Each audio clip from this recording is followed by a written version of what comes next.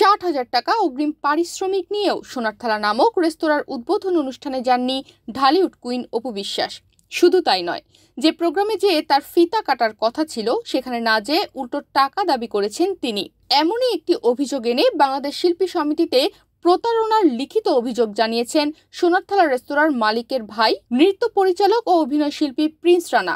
বাংলাদেশ প্রতিদিনকে তিনি নিজের মুখেই ঘটনার বিস্তারিত জানিয়েছেন। অপু বিশ্বাসকে সোনার থালা রেস্টুরেন্ট উদ্বোধন করার জন্য কামরাঙ্গীরচর থানায় তাকে কন্ট্যাক্ট করা হয়েছে। 1,00,000 সামথিং, 60,000 টাকাও দেওয়া হয়েছে।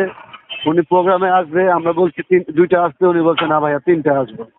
তো উনি প্রোগ্রামে আগের দিন থেকে আমরা খুব তার সাথে যোগাযোগ করার জন্য ফোনে অনেকবার ফোন দিছি।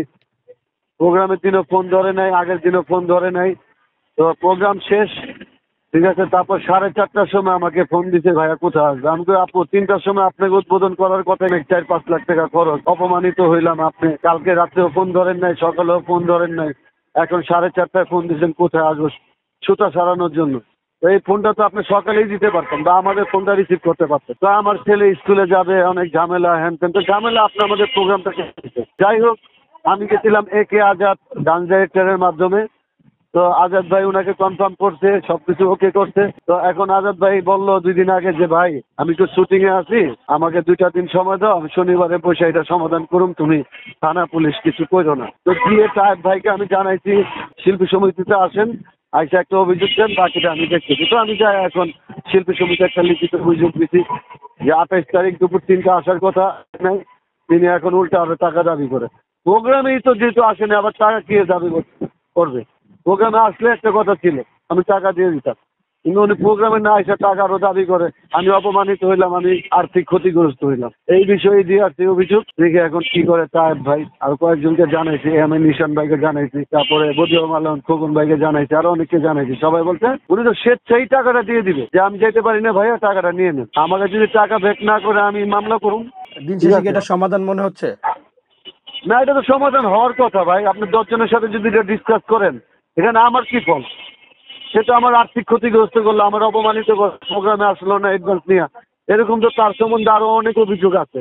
তিনি তো আরো অনেকের সাথে এমন করছে। আমি এফবিসি তো এখন আসলাম, এফবিসির লোকে আরো অনেকে বলছে যে এরকম আরো অভিযোগ অনেক অনেক শুনছি।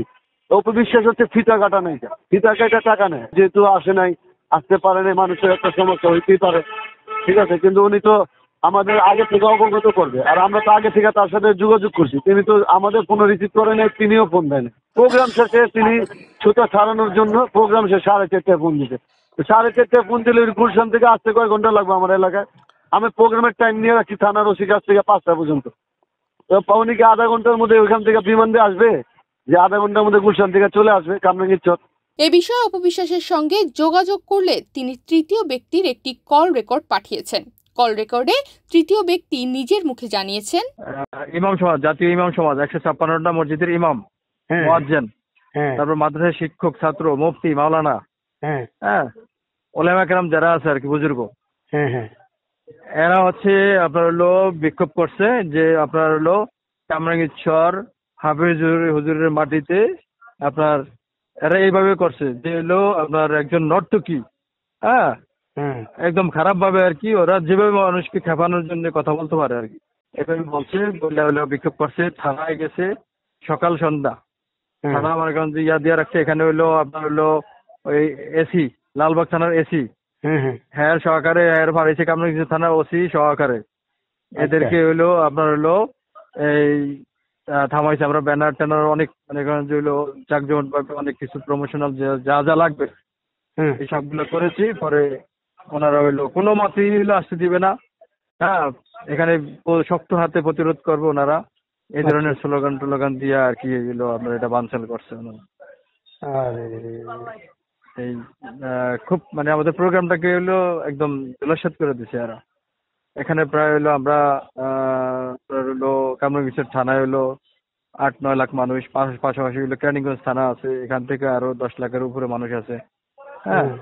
এদের একটা ইয়া ছিল, আমাদের হলো বেশ একটা মানে মঞ্চ যে আপনার ইয়া ছোট ভাই রানা, হ্যাঁ, এর মাধ্যমে আমরা স্টেজ বড় করে একদম সুন্দরভাবে হলো সবকিছু হলো পরিকল্পনা করেছি আর কি, কিন্তু ওনারা হলো এটা ধূলিসাৎ করে দিছে, এটা কোনো মতেই করতে দিবে না।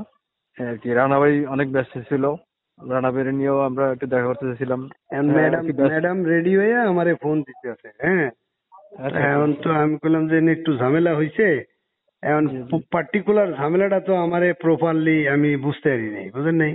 এই জন্য আমি আপনাকে ফোন দিলাম যে আসলে ঘটনাটা কি হয়েছে। ভাই জি আপনার প্রতি আমরা ম্যাডাম আসুক আর না আসুক এটা কৃতজ্ঞ। হ্যাঁ, আমরা আপনার সাথে সম্পর্ক রাখবো, আমাদের আরো বিভিন্ন রকম প্ল্যান আছে। এখন তো একটা বাসমান অবস্থা আছে, হ্যাঁ আমরা এটাকে হলো ইয়ারলিও করবো, আর 3 মাস পরে হলো আমরা ওই যে আরেকটা 3 তারা রেস্টুরেন্ট হলো আমরা চালু করতে যাচ্ছি। সেটা আমরা অন্য কারোর সাথে কথা না বলে সরাসরি আজাদ ভাইয়ের সাথে, আপনার সাথেই আমরা ডিল করবো। ঠিক আছে, আপনার ব্যবহারে আমরা খুশি। এটা একটা ডিসাইড হবে, টেনশন নাই। আল্লাহ ভরসা ক্ষতি হয়েছে আপনাদের, আমি বুঝতেছি। ঠিক আছে, আমি ম্যাডামকে বলবুনি। ওই সাথে আছে ভাইজান, করলে আরো আমাদের কোনো চাওয়া পাওয়া নাই আপনার কাছে, ওইটাই শুধু। আচ্ছা ঠিক আছে মিয়া ভাই।